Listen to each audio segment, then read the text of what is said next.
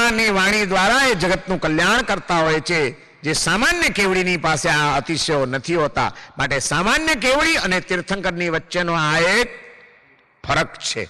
અને એટલે પેલા જીન કહેવાય, રાગદ્વેષને જીતી લીધા છે માટે એમને પણ જીન કહેવાય.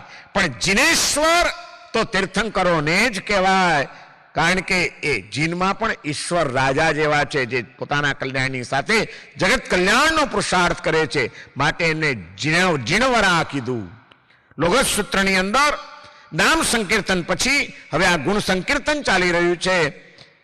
એવમ મય અભિથુઆ, આ પ્રમાણે મારા દ્વારા અભિમુખ થઈને સ્તવાયેલા. જો આપણા જ્ઞાની પુરુષો એક એક શબ્દ વાપરે ને એની પાછળ બહુ દીર્ઘ રહસ્યો પડેલા હોય. એમને કીધું કે આ પ્રમાણે મારા દ્વારા સ્તુતિ કરાયેલા. અભિથુઆ કીધું, અભિસ્તુતા, અભિમુખ થઈને સ્તવન કરાયેલા તીર્થંકરો 24 MP જીણવરા. અભિમુખ થઈને એટલે ભગવાનની સ્તુતિ કરીએ, પણ જ્યાં સુધી આપણે પ્રભુની સન્મુખ ન થઈએ, પ્રભુની અભિમુખ ન થઈએ, પ્રભુથી વિમુખ રહીએ, તો એ સ્તુતિ પણ માત્ર શબ્દોની જ રહી જાય, ભાવ વગરની ક્રિયા થઈ જાય. આપણે ક્રિયા માર્ગને થોડો ઘણો જાળવ્યો છે, પણ આપણી ક્રિયાઓ ભાવપૂર્ણ ક્રિયા બને, આપણી ક્રિયાઓ જ્ઞાનપૂર્ણ ક્રિયાઓ બને, એના કારણે આપણી ક્રિયાઓમાં કોઈ અસાતના અને અશુદ્ધિઓ ના આવે, એની કાળજી ખરી આપણને. આપણે તો કરી લેવાનું ને, ચાલો વ્યાખ્યાનને વાર છે, પૂજા કરી લઈએ, ભીડ ઓછી હશે, પૂજા પતી જશે. હમણાં પૂજા પતાવી દો, કરી લો. ભાવ ક્યાં છે, ઉમળકો ક્યાં છે કે આજે મારા 3 લોકના નાથ દેવાદી દેવ પ્રભુને ભેટવા જાઉં છું, એ પ્રભુનો દિવ્ય સ્પર્શ પામીને પવિત્ર થવા માટે જાઉં છું. પરમાત્માનો સ્પર્શ થશે અને મારા દેહનો એક એક પરમાણુ પવિત્ર થઈ જશે. ધન્ય દિવસ છે આજનો મારો કે પ્રભુની મને ભક્તિ કરવા મળી.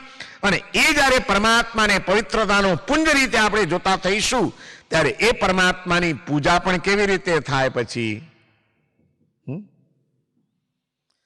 ભગવાન સુંદર છે અને માટે મને ગમે છે, અને હું એમની પૂજા કરવા જાઉં છું, ત્યારે મારી પૂજા પછી પરમાત્માની સુંદરતા વધવી જોઈએ કે ઘટવી જોઈએ?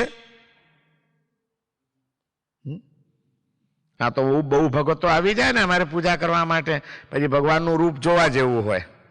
અહીંથી રેલા ચાલતા હોય, અહીંથી રેલા ચાલતા હોય, કેસરના અહીંથી ચાલતા હોય, અને નવો ભગત પાછો કોક જાય મારા જેવો, એને એમ ન થાય કે પેલા એક અંગલૂછણું લઈને જરાક ભગવાનને સરસ વ્યવસ્થિત તો કરી દઉં, આ રેલા લાગે છે, સારા નથી લાગતા. અને પાછા 9 અંગે પૂજા કરવાનું વિધાન, પણ આપણે તો કેટલા અંગે કરીએ, અને પછી કેટલા બધાની કરે. મારા બાપાની, મારા દાદાની, મારા બેટાની, અરે બધાની પૂજા કરી નાખ, બધાની વચ્ચે તું ખાઈ બી લેજે ઘરે જઈને આજે. એમ જો તારી બાપાની, દાદાની ને કાકાની ને બેટાની થઈ જતી હોય તો શું કામ બીજા બધાને કરવાની જરૂરત છે? એક જ જણો જઈને ઘરવતી બધાની કરી આવે. આપણે ભગવાનના સૌંદર્યનો કોઈ દિવસ વિચાર કર્યો છે? મને ઘણીવાર એમ થાય કે આપણે આપણી પોતાની જાતને તૈયાર કરવામાં કેટલો સમય લગાડીએ. સવારના ઉઠીને સીધા બાથરૂમમાં જાઓ ને, પુરુષો પહેલા દાઢી બાઢી કરશે, બ્રશને તો બધું કરી જ લો, પણ પછી શેવિંગ કરો, પછી નાવો, પછી વાળ ઓળો, વ્યવસ્થિત તૈયાર થાવ, અરીસામાં જોઈ લો કેવો લાગુ છું, કપડાં બરાબર છે કે નહીં, બધું જોઈ લો. અને અમારી બહેનો નાઈને સીધી દેરાસરમાં હાલી આવે, પછી પાવડર આવે, ક્રીમ આવે, લિપસ્ટિક આવે, ડ્રેસ કયો પહેરવાનો છે એ પ્રમાણેનું મેચિંગનો ચાંદલો આવે, મેચિંગની પર્સ આવે, મેચિંગના સ્લીપર કે સેન્ડલ આવે, બધું પોતાનું આપણું મેચિંગ જોનારા આપણે ભગવાનની પાસે કોઈ દિવસ મેચિંગ જોવાનું ટ્રાય કરી છે? હું રોજ દેરાસર દર્શન કરવા જાઉં ને એટલે હું જોઉં, ભગવાનના તો દર્શન કરું, એની સાથે ભક્તોના દર્શન કરું કે અમારા ભગવાનના ભક્તો કેવી રીતે પૂજા કરે છે. હા, મુગટમાં અહીં આગળ એક લાલ ફૂલ ચડેલું હોય, આ બાજુ સફેદ ફૂલ ચડેલું હોય, પછી 2 જ ફૂલ કોકે ચડાવે, ત્રીજો ભગત આવે તો વળી ત્રીજો ભગત વળી પાછો અહીં કાન આગળ ફૂલ ચડાવે, એટલે પણ સારું ન લાગે. વચ્ચે લાલ છે, અહીં સફેદ છે, તો અહીં જ સફેદ લગાવી દે, બે સફેદ અને વચ્ચે લાલ હોય તો ભગવાન શોભે. આપણે એ કંઈ જોવાનું ખરું કે ભગવાન સારા કેમ લાગે છે? આપણે તો ફૂલ ચડાવવાથી કામ ને ભાઈ, ફૂલ ચડાવી દીધું ભગવાન, બાકી જેવા લાગવા હોય એવા લાગે, મગજમારી શી કરવાની આપણે. અને કેટલાક લોકો તો વાટકીમાંથી આમ પૂજા કરે. અહીં તો હજી મેં નથી જોયું એવું, સારું છે, તમને ધન્યવાદ. પણ ઘણે ઠેકાણે મુંબઈમાં તમે જોયું છે એવી ધક્કા મૂકીઓ હોય. અહીં તોય ઘણું શિસ્તબદ્ધ લાઇનસર તમે લોકો કામ કરો છો. એટલે મને એમ થયું કે હું ઇન્ડિયા જઈને મુંબઈમાં ને બધે કહીશ કે પૂજામાં કેવી રીતે લાઇનસર સિસ્ટમેટિક પૂજા કરવી. જાઓ એન્ટવર્પ જઈને શીખી આવો, એન્ટવર્પના અમારા ભાવિકો કેવી રીતે પૂજા કરે છે. બાકી તો એવી ધક્કા મૂકી અને એમાં પછી આમ ઉતાવળ હોય, પાછળ વાળો પાછો ટોણા મારતો, કોણી મારતો જ હોય પાછળ વાળો, એ ભાઈ જલ્દી કરો, એ ભાઈ જલ્દી કરો. એટલે પેલો આમ લે વાટકી અને આમ કરવામાં અહીંથી અહીં જાય આંગળી, ત્યાં વચ્ચે બે છેંટા પડી ગયા હોય, કોઈક ભગવાનના ગાલ પર લાગ્યો હોય ને કોઈક નાક પર લાગ્યો હોય ને એ કરીને ભાગવાનું. આપણે પછી ભગવાન ગમે એવા ખબર ચિત્રા લાગે એની ચિંતા આપણે નહીં કરવાની, મગજમારી નહીં. આપણને ખબર છે કે આપણે કેટલું કેસર ચંદન દેરાસરનું બગાડીએ છીએ, વેસ્ટ કરીએ છીએ.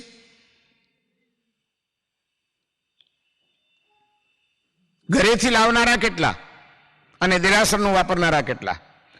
મારું ચંદન હું જ ઘસું અને હું જ મારા હાથે પૂજા કરું એવો ભાવ કેટલાને. અને ન ઘસાયેલું હોય તો પૂજારીનો આઈ બને કે નહીં? એ પૂજારી કેસર ક્યાં, શું કરો છો તમે લોકો? એટલે એ કંઈ આપણો નોકર છે? ભગવાનનો સેવક છે, ભગવાનનું ધ્યાન રાખવા રાખ્યો છે. તમારું ધ્યાન રાખવા માટે નથી રાખ્યો એને કંઈ કે તમારી સગવડ સાચવે. આપણે આપણી જાત માટે, ઘર માટે બધું જ કરી શકીએ છીએ. પ્રભુની ભક્તિ માટે આપણે કંઈ ન કરી શકીએ? આપણી જાતે સ્વયં આપણી ભક્તિ ન કરીએ આપણે? અને એવા ભક્તો તમને માની લો કે અડધી વાટકી જ જોઈએ છે પૂજા માટે ચંદન, કે 5 વાટકી જોઈએ છે. 9 તિલક કરવા હોય, 5 ભગવાન, 5 ભગવાનને 9 તિલક કરવા હોય તો દીપેન્દુભાઈ કેટલું જોઈએ? હવે અડધી વાટકી લે, 5 વાટકી વપરાય, બાકીનું નીચે જાય પાણીમાં. હવે એક ભગત રોજ અડધી વાટકી કે 5 વાટકી ચંદન કેસર બગાડે અને એવા 100 ભગત આવી જાય તો રોજનું કેટલું વેસ્ટ જાય? સંઘને કેટલું નુકસાન જાય? આ સાધના કેટલી લાગે આપણને? આપણે કોઈ દિવસ વિચાર કર્યો છે? લ્યો આજે સવારે કે 15 વાટકી. આ આપણું લક્ષ્ય. જો ભક્તિમાં વિવેક નહીં હોય તો આપણી ભક્તિ લાજે. ભક્તિમાં વિવેક તો હોવો જ જોઈએ કે હું પ્રભુની ભક્તિ કરવા આવ્યો છું, પ્રભુની પૂજા કરવા આવ્યો છું. સંઘને કોઈ પણ જાતનું નુકસાન થાય, સંઘની કોઈ પણ સંપત્તિનો દુર્વ્યય થાય, એનું ધ્યાન મારે રાખવાનું છે. મારું દેરાસર છે. ઘરનું ધ્યાન રાખીએ કે નહીં? બધું ઘરમાં નુકસાન ન થાય એની કાળજી રાખો કે નહીં? તો ઘર આપણું લાગ્યું છે, આપણને દેરાસર આપણું લાગ્યું છે. ઘરને ચોખ્ખું રાખવાની ચિંતા કરીએ, દેરાસર ગંદુ હોય તો આપણે સાથીઓ કાઢવું હોય એટલે પાટલો લઈને બેસી જવાનું, પાટલો લઈ સાથીઓ કાઢી ચૈતવંદન કરીને ચાલતી પકડવાની. પછી એ પાટલો ત્યાં ને ત્યાં પડ્યો હોય ને પાછળના કોઈક આવે ને ઠોકર વાગે એનો વાંધો નહીં, આપણને દોષ લાગે એની આપણને ખબર છે. અરે આપણું કામ પત્યું. જે કંઈ ભંડારમાં નાખવાનું છે ચોખ્ખા પૈસા નાખી દો, પાટલો એની યોગ્ય જગ્યાએ વ્યવસ્થિત ગોઠવી દો.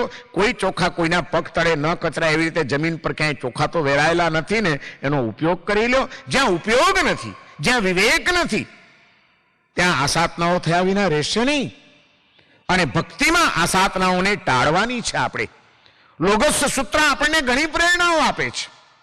પહેલા શ્લોકની અંદર અભિધા કરી નાખ્યું, પ્રણિધાન.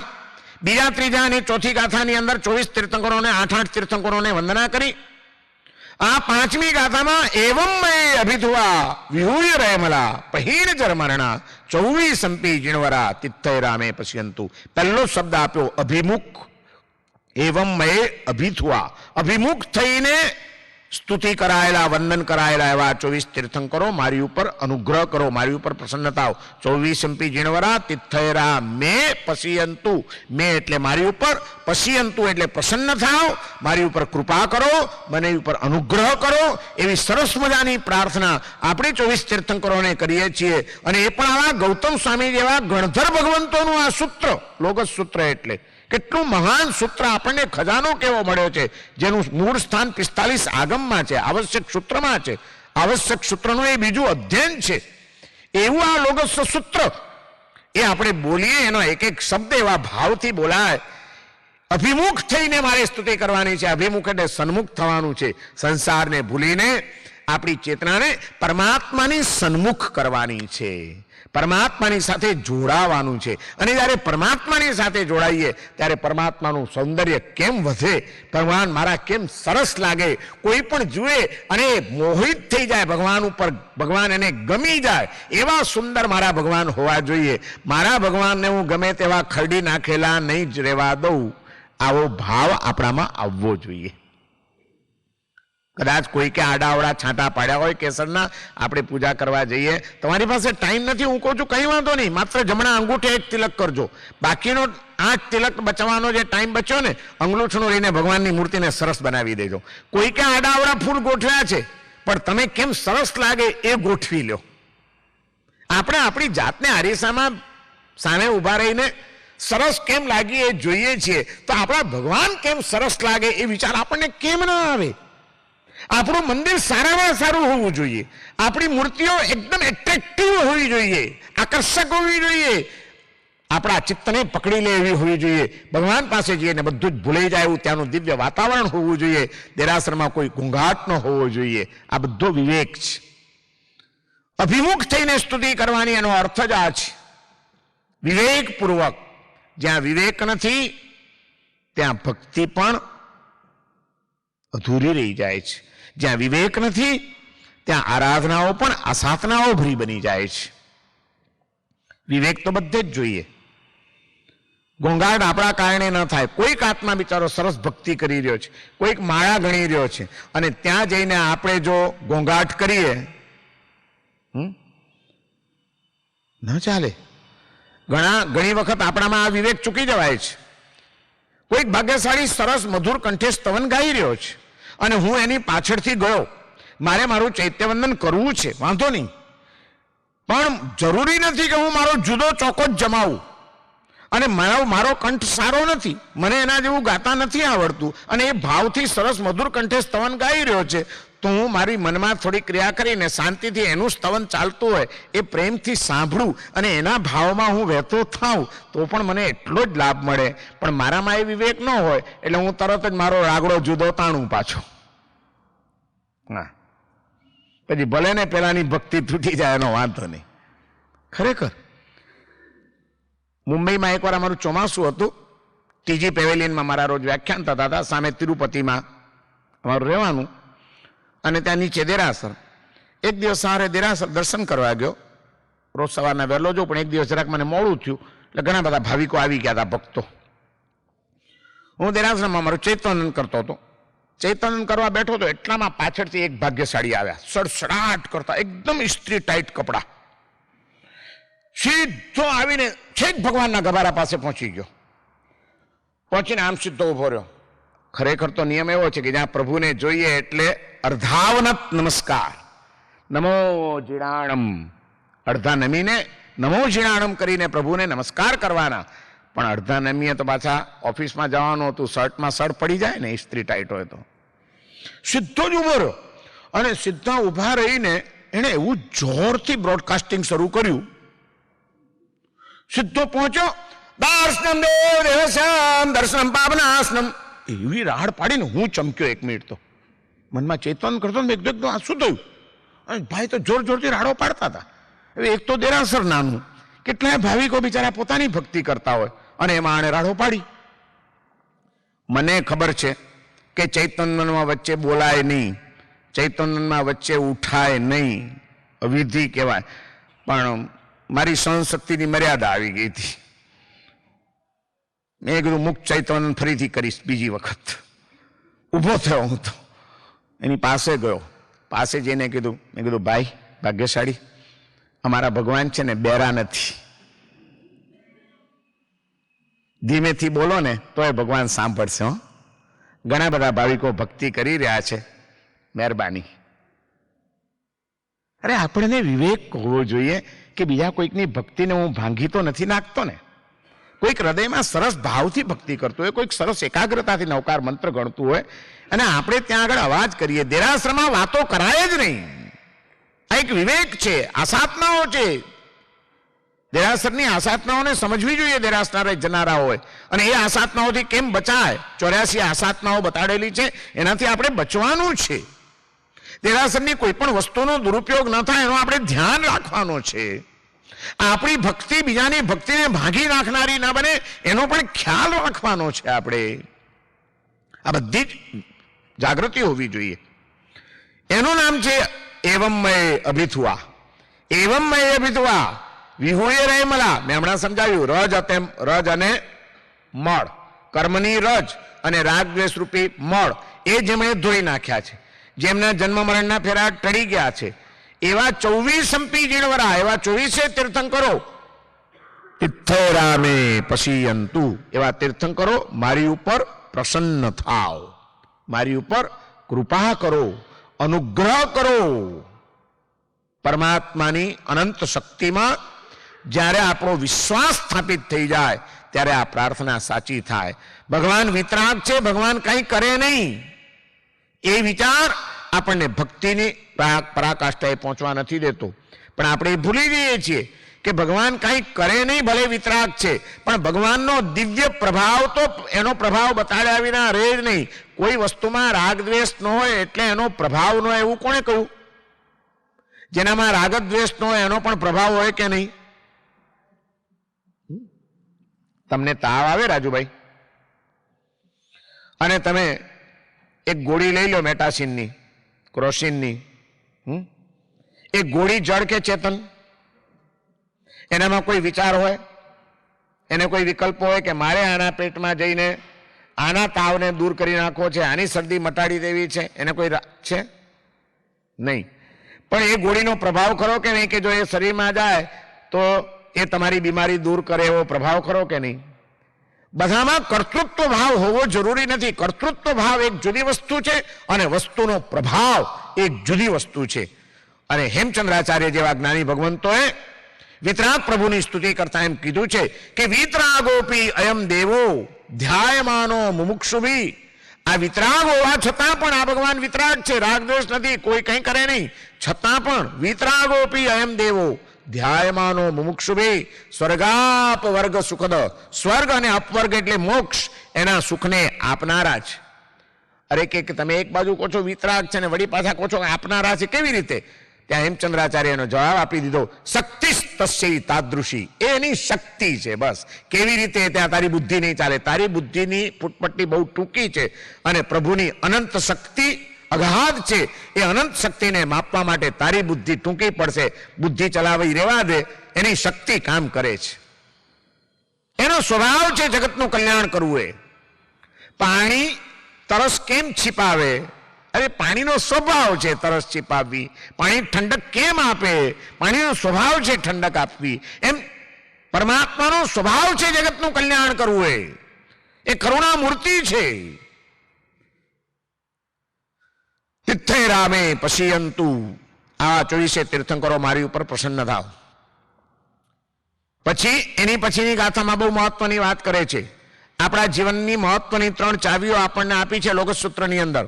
કિત્તીય વંદ્ય મહિયા જે લોગસોત્તમા સિદ્ધા આરોગ્ય બોહિલાભમ સમાહી વરમુત્તમમ દિંતુ. ભક્તિના 3 પ્રકાર: કીર્તન, વંદન અને પૂજન.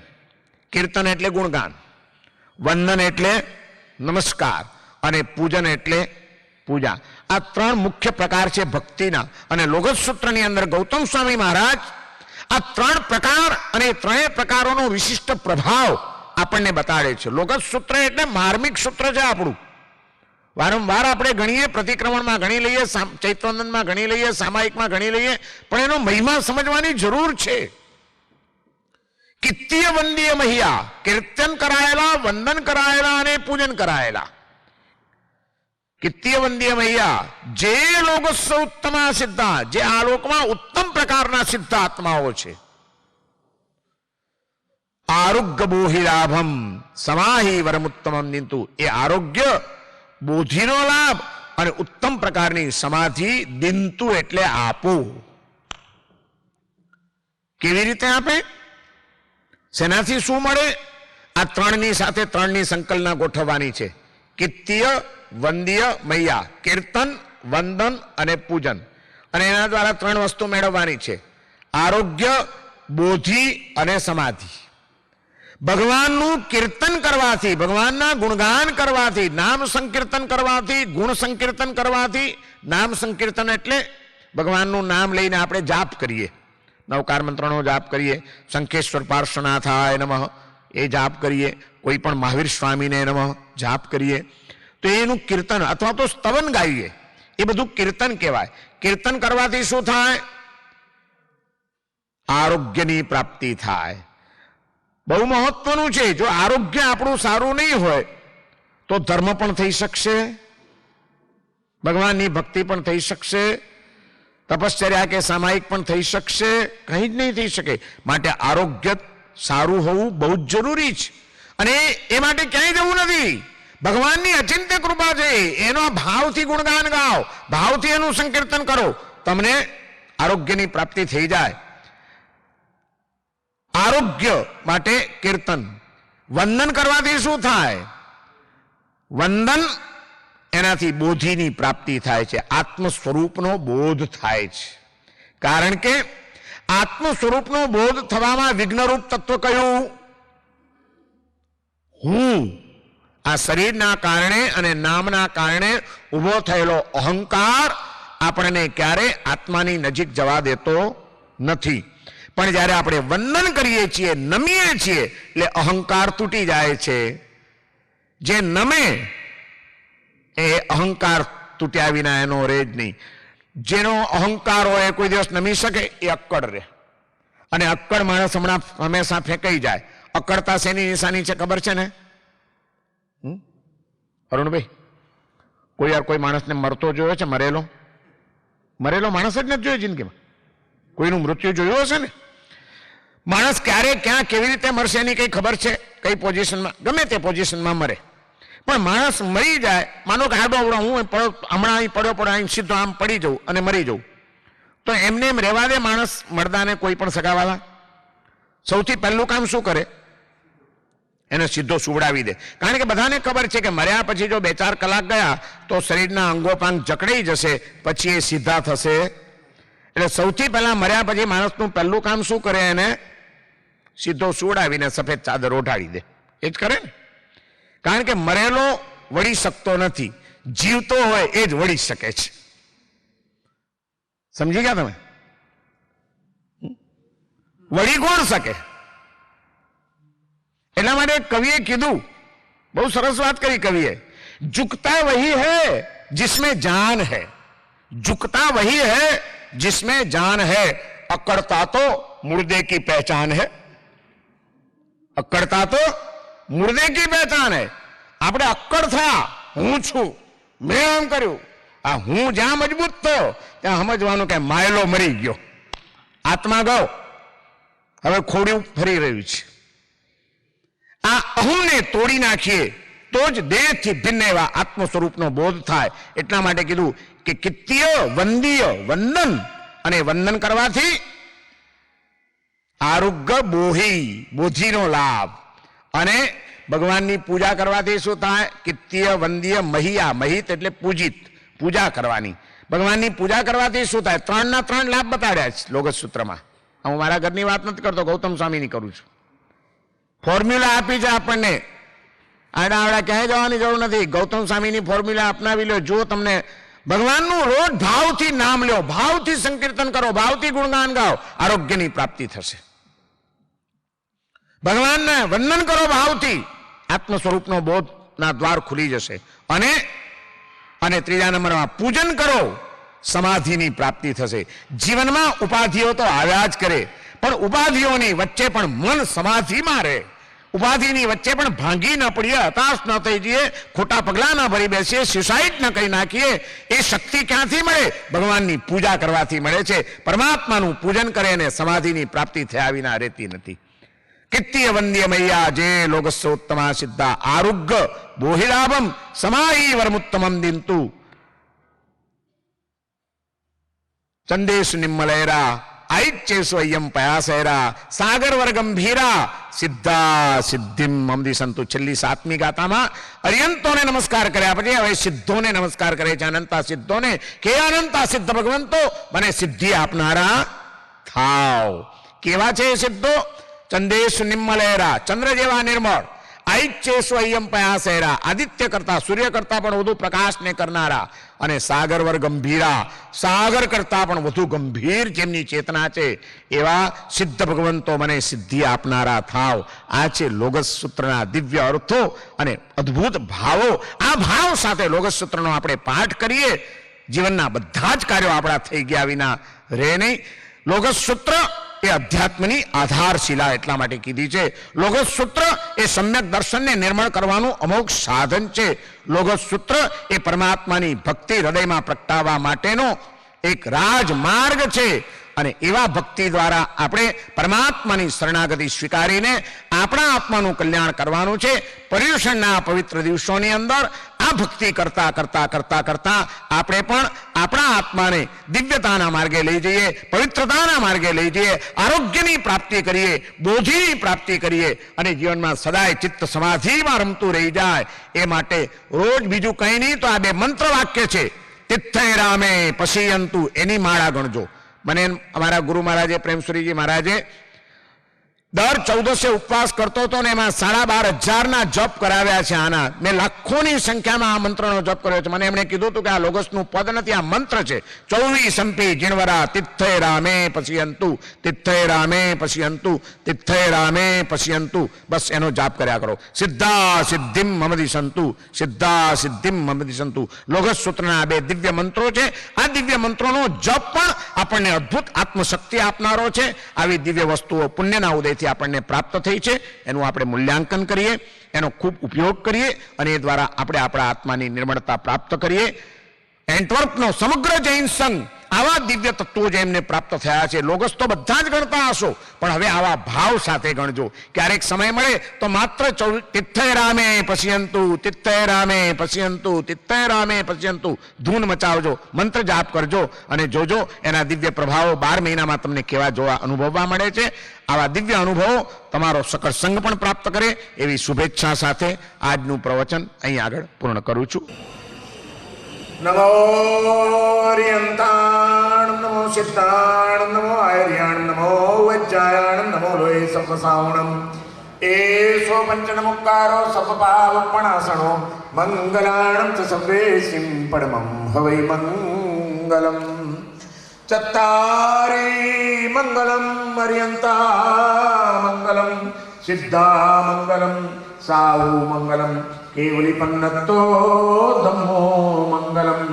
ચત્તારે લોકોત્તમા અર્યંતા લોકોત્તમા, સિદ્ધા લોકોત્તમા, સાહુ લોકોત્તમા, કેવલી પન્નતો ધમ્મો લોકોત્તમો.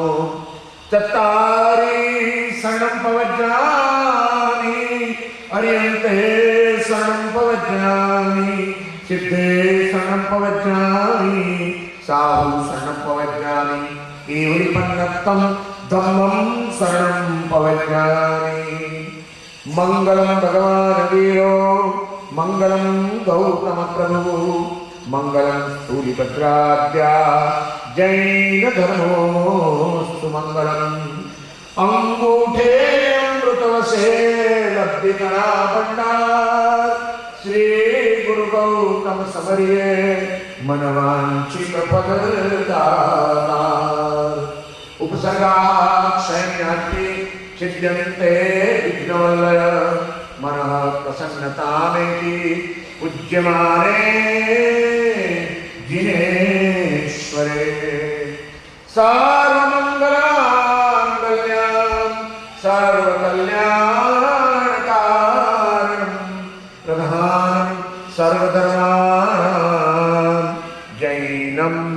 जयते शासनम जैनम जयति शासनम। बोलो शंकेश्वर पार्श्वनाथ भगवान की